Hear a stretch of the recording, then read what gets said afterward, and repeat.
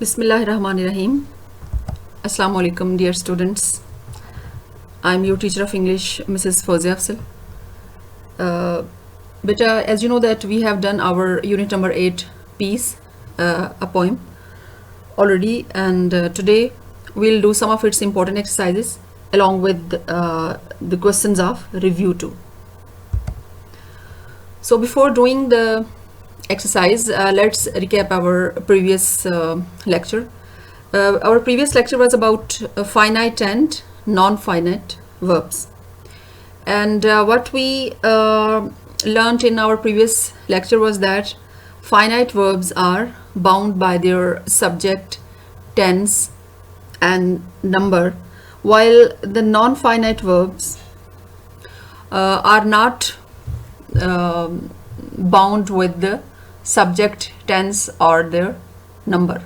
Means that they have no tense and they do not modify the subject, as well as they also do some other functions other than being the verbs. For example, the infinitive is the base form of the tense, which shows endless time and which is not bound to a subject, and it works as an obligation of a verb. Secondly, we also did gerund. Gerund is a verbal noun. It functions like noun, and it also doesn't depend on its subject and tense or number. Then we did participles, and participles are adjectives, and we learned that participles are of three kinds: the present participle, past participle and perfect participle. And we learned that participles function as adjectives in a sentence, and they also do not depend on subject, tense or number. So you know that the exercise that we are going to do is related to these three: infinitive, gerund and participles. But these are phrases. The exercise is based on infinitive phrase, gerund phrase and participle phrase. So what is a gerund phrase? This is your exercise of your lesson number 8, unit number 8 piece. So first see the definition of a gerund phrase. The gerund phrase includes the gerund. So a gerund phrase must have a gerund, a verb that functions as a noun and it is ending in ing, it is a gerund, and the object of the gerund. So there are two main things, two main parts of a gerund phrase: a gerund and the object of the gerund, or any modifiers related to the gerund. And next, in the following example, the gerund is bold and the gerund phrase is underlined. So this is the example that is given in your book. The student gathered signatures for increasing the hours of the library. So you see that this gerund phrase has two parts. First is increasing. It is a verbal noun or it is a gerund, and increasing what? The hours. So this is the object, the hours. This is the object. So whole this portion of this sentence, increasing the hours, this is a gerund phrase. Next, see what is an infinitive phrase. The infinitive phrase includes the infinitive and the object of the infinitive, or any modifiers related to the infinitive. So see the example. The infinitive is bold and the infinitive phrase is underlined. So see, every cricket team has a captain to direct the other players. So this is the infinitive, to direct. To direct what? The other players. So this is the object. So whole this phrase must have an infinitive and the object of the infinitive, and then all these words will make an infinitive phrase that is starting from an infinitive, and it has an object: to direct the other players. So you know that any word which answers the question of what, this must be a noun and this must be an object. So to direct what, the other players.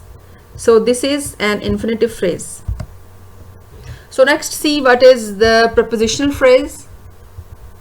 The prepositional phrase includes the preposition and the object of preposition or any modifiers related to the preposition.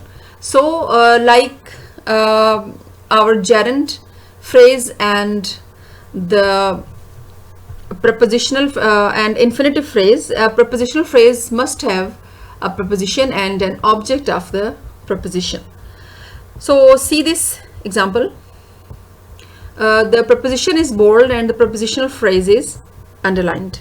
Samra could hear her sister snoring across the room. So you know that across is a preposition. So across what? Across the room. So the room is the object of the preposition. So you see that, and the prepositional phrase must start with the preposition. So you see that before we do the upcoming exercise of our unit 8, let's revise that we have just learned that in a gerund phrase there should be a gerund or a verbal noun and an object of the gerund. And then we learned that in infinitive phrase there should be an infinitive and the object of the infinitive which answers the question of what. And then prepositional phrase, prepositional phrase should have a preposition and the object of the preposition. So these are the phrases that we learned, 3 kinds of phrases: infinitive phrase, gerund phrase and prepositional phrase. And our exercise C, which is on your page number 98, first you should open your books as well so that you can do it properly and you can understand it. So this is your C exercise. Identify gerund phrases, infinitive phrases and prepositional phrases in the following sentences. So you know that all these we have discussed right now, so this will be very easy for us to do this objective exercise. And although this is very important, but this is very easy. So let's see whether we can do it. So number 1 is Maria fell over the cat. So what do you think? Over is a preposition and the cat is the object of the preposition. So this must be a what? Can it be an infinitive phrase? No, it can't be because it is not starting with to. Then it can't be a gerund phrase because there is no ing form of the verb. Then this must be definitely a prepositional phrase, C. So the right option is C, because it is starting with the preposition over the cat. Now next, see the second. The strikers held a meeting to discuss the terms of employers. So this is a clue that it is starting with an infinitive, to discuss. To discuss what? The terms of employers. So it must be an infinitive phrase. It can't be gerund because there is no ing, and it can't be a preposition, right? So next, see, after learning. So here again there is a clue. Learning, ing, verbal noun. So this must be learning what? Learning the parts of speech. So it has also got its object. So this should be a gerund phrase. Next, see number 4. Will someone be here soon to open the door? So it is starting with to open with it. It is starting with an infinitive. To open what? The door. So this is an object, the object of the infinitive. So this must be an infinitive phrase. So the right option is A. So next, see number 5. Talha visited Turkey while studying the history of Turkish art. Of Turkish art. So you see that this is starting with a preposition of. So this must be a prepositional phrase. It can't be an infinitive phrase, it can't be a gerund phrase because there is no ing. So this should be a prepositional phrase which has which is starting with of what? Turkish art. So Next is before putting too much effort into the project. So putting is a verbal noun, it is gerund. So it must be a gerund phrase, and it has also got its object. Putting what? Putting too much effort into the project. So it has also an object. So this must be a gerund phrase. The B part is the correct option. So next, C. Does the captain want to lower the sails before we enter the harbor? So does the captain want us to lower? To lower, it is an infinitive. To lower what? The sails. So this is an object. So it has this phrase has an infinitive and the object of infinitive. So this must be an infinitive phrase. So you see that this exercise was very easy, but this is very important because when it is in the MCQs, then sometimes it is confusing. So you will do it thoroughly once again after the lesson. So next, see, after your poem, then there is the review 2, and you know that in all the reviews, like review 1 or review 2 or review 3, all these 2-3 lessons that we have read already, the important questions are once again discussed in the review 2. So let's see whether we have done all these questions first or not, then we'll do them. So this is the B exercise of your review 2, and you know that you will do your A exercise of review 2, that is of MCQs, and these objectives are 21 objectives that are very important.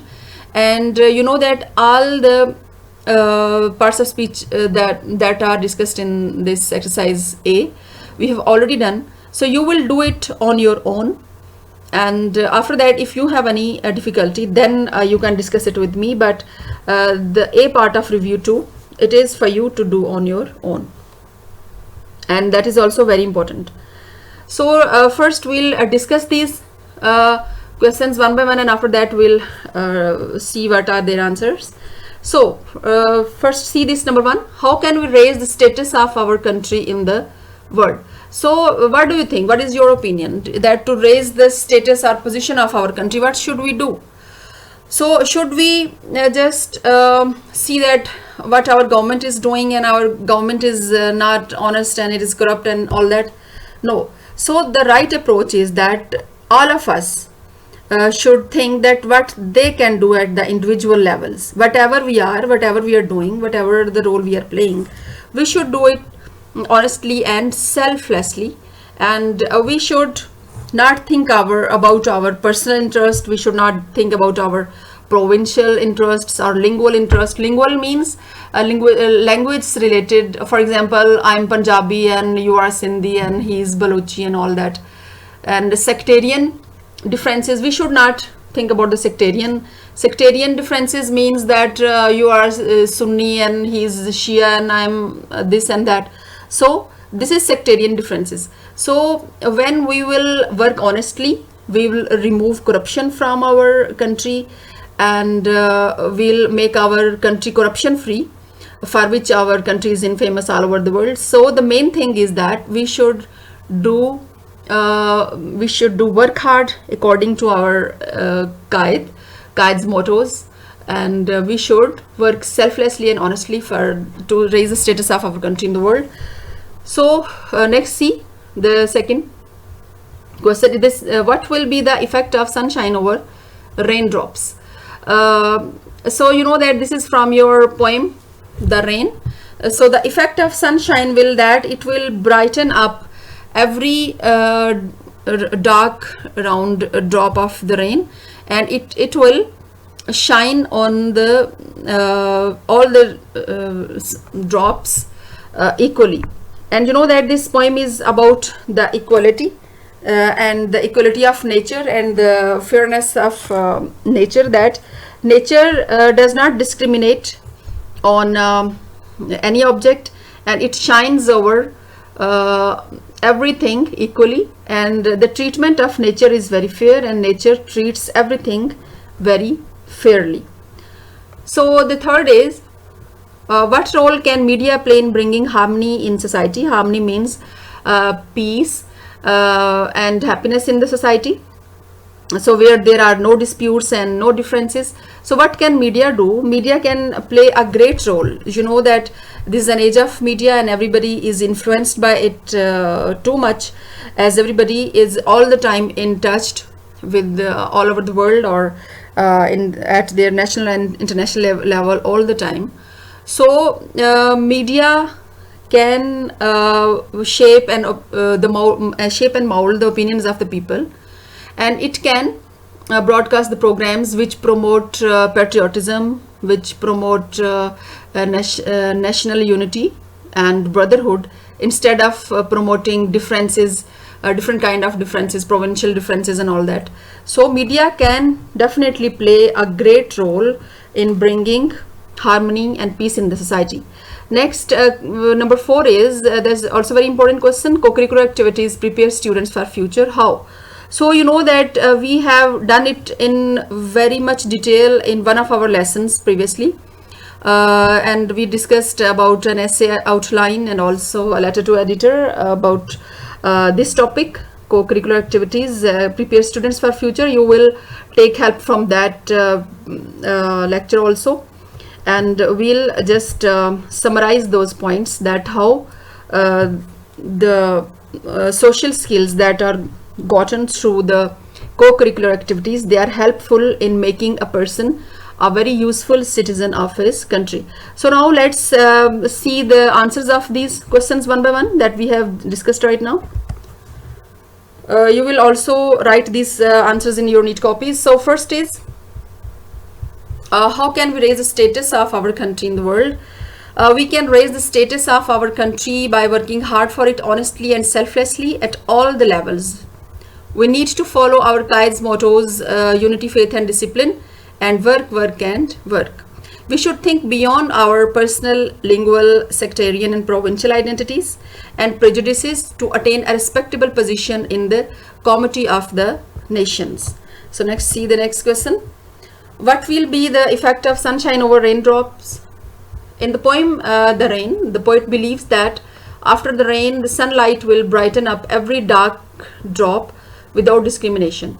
It seems to be a lovely sight. The poet's approach towards nature is optimistic. He seems to be a true lover of nature. He gives the message of love, equality and brotherhood. So question number 3 is, what role can media play in bringing harmony in the society? So it is an admitted fact that in this era of information technology, media has taken up a pivotal position in the lives of the people. Pivotal means central position in the lives of the people. Apart from giving news and information, it raises awareness among the masses. A masses mean among the common people. Masses about certain social, political and national issues. As a great number of people are influenced by it, it can easily shape and mold opinions of the people. If it plays its role positively, it can bring peace and harmony in the society. It should broadcast the programs which may promote unity and brotherhood and which may discourage disunity and disharmony in the society. So next, see the question, co-curricular activities, that we have already done it in very detail, but because this is very important, so we'll discuss it once again. Co-curricular activities are those activities which are undertaken side by side with the curricular activities. They supplement means they support curricular activities and prepare the student in the art of living. Art of living means that how to live and how to lead our life while cooperating with the others and working together with the cooperation of to cooperate with the other people. Then these are some of the qualities that you will summarize, and you will also make a part of this answer. It enhances the inner confidence of a person to make the students fit for the future time, for their practical life. It enhances social interaction, how to interact with the other people and how to behave well with the other people, how to control your emotions, healthy recreation, self-discipline. So co-curricular activities are the true and practical experiences which are received by the students. Practical experiences means that in their theoretical subjects, in their theories, they just read about the social skills and about some of the other disciplines of their life, but these are the co-curricular activities which teach them the true and practical experiences that will definitely make them a very useful citizen of their country. So beta, now this is your homework, that you will do your objective exercise of review 2 part A, which is given on your page number 101. This is very important exercise for the preparation of your objective paper. So you will do it on your own, and if you have any difficulty, you will discuss it with me. And secondly, you will answer the comprehension questions which are given in the exercise B, which we have discussed right now, and these are given on your page number 104. So do your homework very well, and I hope that you must have followed today's lecture. Now thank you very much and take care.